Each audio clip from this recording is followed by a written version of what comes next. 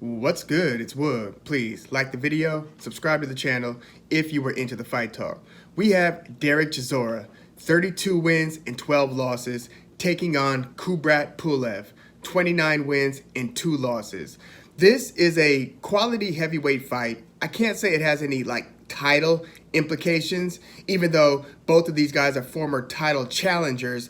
Derek Chisora fought Vitali Klitschko for the WBC heavyweight title way back in February of 2012, and Kubrat Pulev has had 2 cracks at the title. First against Wladimir Klitschko back in 2014, and then most recently against Anthony Joshua in December of 2020. So both of these guys are former title challengers. Pulev was just on the outside, maybe number 9 or number 10 in terms of the ring rankings in the heavyweight division.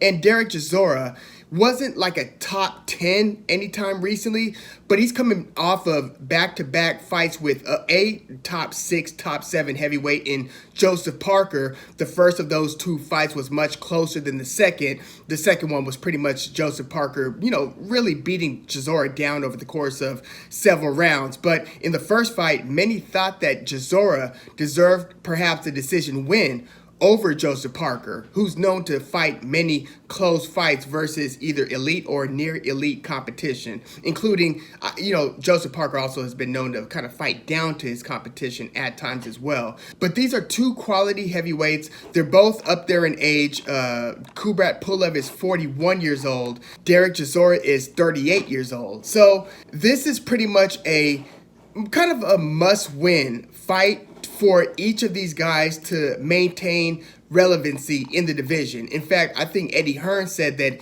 if Derek Chisora can't beat Kubrat Pulev, then he should probably hang it up. Which is kind of interesting because it's not like Pulev has been losing a bunch of fights. He has 2 losses in his whole career. And again, it's to 2 great fighters in Wladimir Klitschko and Anthony Joshua. And this fight, by the way, between Chisora and Pulev, this is a rematch.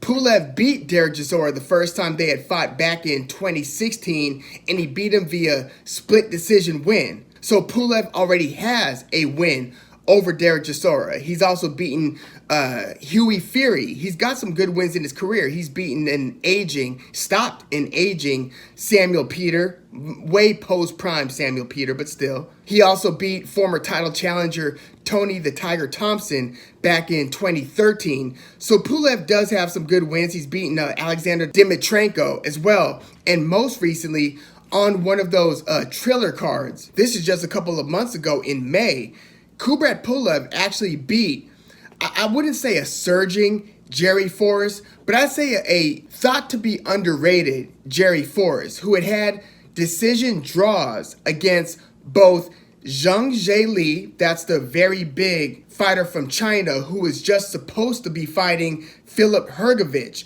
So Jerry Forrest fought to a decision draw against Michael Hunter, who has recently been kind of on the rank 8 through 10 position in the heavyweight division. Michael Hunter. So Jerry Forrest, good decision draws against Zhang Li, who Forrest got knocked down 3 times in the first 3 rounds against Zhang Li, then battled back to earn a decision draw in a 10-round fight. So he had to get to work, and he won just about every round beyond the 3rd round. So from the 4th round on pretty much. So when Kubrat Pulev fought Jerry Forrest just a couple months ago, he pretty much won the vast majority of the rounds. Impressive win, beating Jerry Forrest via unanimous decision. So, while Eddie Hearn might say that about, hey, if you can't beat Pulev, you also have to, really take into consideration the success that Pulev has had in the ring against anybody not named Anthony Joshua or Wladimir Klitschko. Now, granted, Pulev didn't fight like the other top tenors in the division. It's not like he had fought Luis Ortiz, Andy Ruiz, Alexander Povetkin, Joseph Parker, and so on. Whereas with Derek Chisora, you see the 12 losses in his career. He's 32 and 12. But you also have to consider that Derek Chisora has probably had the toughest schedule.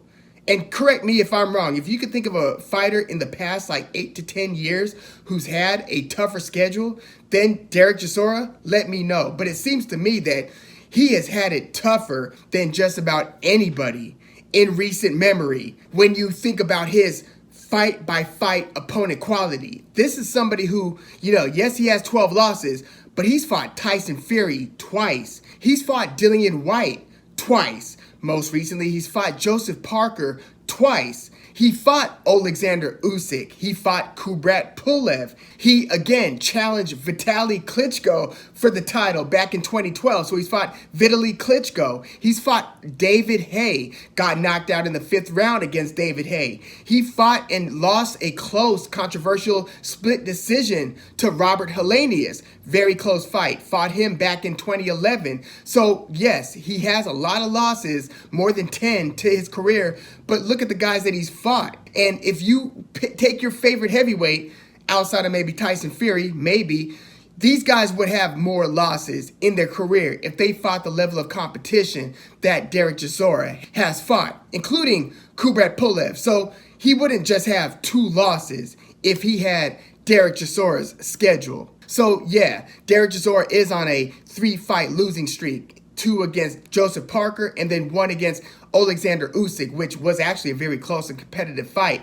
I thought that Derek Chisora might have earned a potential draw against Usyk. Usyk won via unanimous decision, but that was a close and competitive fight. And before this 3-fight losing streak for Derek Chisora, he had back-to-back-to-back wins against Senad Gashi, Artur Szpilka, and David Price, knocking those last 2 guys out, Artur Szpilka and David Price. So if he's not fighting elite or near elite competition, Derek Chisora very well might get the W. I mean, just before losing to Dillian Whyte, before that 3-fight winning streak, he had beaten Carlos Takam via 8th round TKO. So he's beaten some pretty good fighters himself. It's just that you look at his record, and again, he's got a bunch of losses, and anytime that you see him fight elite or near elite competition, he's usually coming out with the shorter end of the stick. So what do I think is going to take place in the rematch between Derek Chisora and Kubrat Pulev? Well, in Derek Chisora, you basically have the bull in the china shop in the heavyweight division. Somebody who's just always coming forward. You know what you're going to get in a Derek Chisora fight. A lot of intense pressure, a lot of kind of haymaker, overhand right hands, just almost collapsing the pocket with near reckless abandon. Yes, he will sometimes jab himself into position and then start letting his hands go, but sometimes he just, he gets pretty sloppy by the middle rounds, sometimes in the early rounds, sometimes throughout the whole fight, he's just kind of putting his head down and throwing power punches, just trying to club you to the body, club you up top. And it's a sustained pressure to where, again, in that first fight versus Joseph Parker had all types of difficulty keeping Derek Chisora out of his chest. Fought a different style of fight against Derek Chisora in the rematch where he was able to maintain the space a little bit better to where he was able to get cleaner combinations off. Because what Derek Chisora will do is he'll start getting in there and throw so many heavy punches in the pocket, he kind of muddies it up for both guys to where neither guy is seemingly landing super clean punches. Tyson Fury stopped Derek Chisora by kind of taking a step back and throwing some power punches. And in the rematch, he decision beat him in the first fight, stopped him in the second fight. But in the second fight, he kind of took it to Derek Chisora, backed him up at certain points in the fight, got the 10-round stoppage. Dillian Whyte, both fights with Derek Chisora were either a classic or a near classic, especially that first Dillian Whyte versus Derek Chisora fight. So there are different ways of beating Derek Chisora. Some guys like to try to take a step back, but when you take a step back, this guy's just coming in with a head full of steam, throwing the power punches. So you have to really account for the sustained pressure of Derek Chisora. The thing about Kubrat Pulev's style is that when you look at the guys who have beaten Kubrat Pulev, Anthony Joshua and Wladimir Klitschko, both of these guys had a significant height advantage over Kubrat Pulev to where they would be the ones kind of dictating the range. Even though Kubrat Pulev, to his credit, hurt Wladimir Klitschko in the first round of their fight. Go rewatch that. Yes, that did result in a 5th round Wladimir Klitschko knockout of Pulev, but that's only because he was kind of forced to get on his front foot and blow Pulev out of the pocket, because before that, Pulev shook Wladimir Klitschko up with a power jab that is pretty much Pulev's best punch. His lead left-hand jab, and he'll kind of probe with it and then pop it.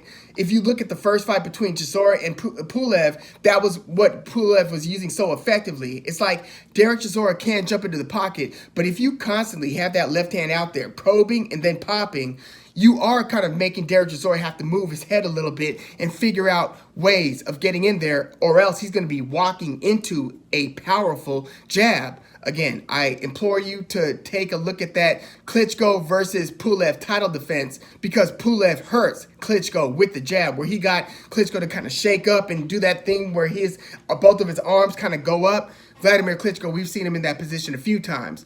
But yeah, what I expect between Chisora and Pulev is for, even at 41 years old, Pulev to do a good job at maintaining range. And the thing about Chisora's style is that he is often not credited for the work that he's putting in. So he's been, again, the unfortunate recipient of some close, disputed decision losses, like against Alexander Usyk, like in that first fight against Joseph Parker, like the fight against Robert Helenius. He's been in close fights where you look at him and you see, damn, you see him working, but it's almost like the judges know, like the public seems to know, that although it is daunting for his opponents to have to reckon with his nonstop pressure, that he, like Sean Porter at times, different fighters, but the same idea, where you know that they're not getting the full juice out of the squeeze in the punches that they throw, because they are often smothering their own punches, and their reputation kind of precedes them when it comes to the judges giving them credit versus not giving them credit for the work, sustained work that they're putting into the fight. So it didn't surprise me when Pulev was awarded a split decision win over Chisora in an otherwise close fight. I think that some of that's going to apply here, where you see Pulev doing the jab, probe hand, probing and then popping, kind of making Derek Chisora have to think his way in more than he normally does. And sometimes Pulev will throw that right hand behind the jab, like he did against Jerry Forrest, like he did against Rydell Booker a couple years ago in November of 2019, before the COVID pandemic, against Bogdan Dinu. Pulev stopped him in the 7th round. So Pulev can get you out of there. You know, he doesn't have a high knockout percentage. Out of his 29 wins, less than 50%. 14 of those have come via knockout. So he doesn't have a great knockout percentage. Derek Chisora has 23 knockouts out of his 32 wins. But I think that Pulev is going to be, you know, after the first couple rounds where Derek Chisora is coming in with a head full of steam, you've seen in more recent fights, Derek Chisora breathing heavy by like the 2nd, 3rd, 4th round sometimes. And then, yes, he's still coming forward, but yes, it's getting sloppy to the point where you just kind of think, damn, if this other guy could just time Chisora a little bit better, he should be able to hit him hard enough to get him out of there. But we saw Joseph Parker doing a good job at that in the rematch, still wasn't able to get him out of there. There were several times where he had Derek Chisora badly hurt, but Derek Chisora just found a way to maintain and to continue the fight. I was going to pick, you know, Kubrat Pulev via stoppage over Derek Chisora, because I was figuring if he's able to start kind of rocking him a little bit, or at least stunning him with that lead jab, that if Derek Chisora is then forced to be on the outside, that Pulev would be able to put some power punches behind the jab, and perhaps even at 41 be able to get the 38-year-old Derek Chisora out of there. But, you know, Derek Chisora has been pretty damn resilient, and yes, Kubrat Pulev is 41 years old. So one more thing to consider is that, you know, Derek Chisora, again, is 6'2". You consider the guys who have beaten Kubrat Pulev, they've been 6'5", or I'm sorry, they were both 6'6". Kubrat Pulev is 6'4", with a deceptively long 80-inch reach. Derek Chisora, again, 6'2", with a 74-inch reach. So Pulev, believe it or not, has an 8-inch reach advantage against Derek Chisora. So I do think that he's going to be able to somewhat effectively maintain the range and be able to keep popping Derek Chisora and winning rounds with that jab, and then perhaps even hurting him later on in the fight with some power punches behind that. I just think that it's more likely that this fight results in a decision win. Even though this is a 12-rounder, not a 10-rounder, it is a 12-rounder, but I still think that Derek Chisora will more likely go the distance and lose via close, and maybe even disputed controversial decision. Because as long as the Derek Chisora is in there, he's going to be coming forward, and that in itself brings some optics where it looks like you're bringing the fight to the opponent, even if the opponent is landing, the cleaner shots. I think Pulev is going to win a 115, 113-ish, 116, 112-ish decision. I think that this one's probably going to be unanimous, though. I don't think that it's going to be split decision unless, again, Derek Chisora, he's always bringing in such a high effort, even against elite opponents. So I wouldn't be totally surprised if this is a split decision win for Pulev. I wouldn't be surprised if Derek Chisora finally gets awarded for the work that he's doing, and the judges actually give him credit for that and bless him with a split decision or 115, 113-ish decision win over Pulev. I'm just saying that I think that the more likely outcome is Kubrat Pulev via close decision. But yeah, let me know what you think about the rematch between Derek Chisora and Kubrat Pulev in the comments. And please, like the video, subscribe to the channel if you were into the fight talk. I'm Woog. Thanks for tuning in.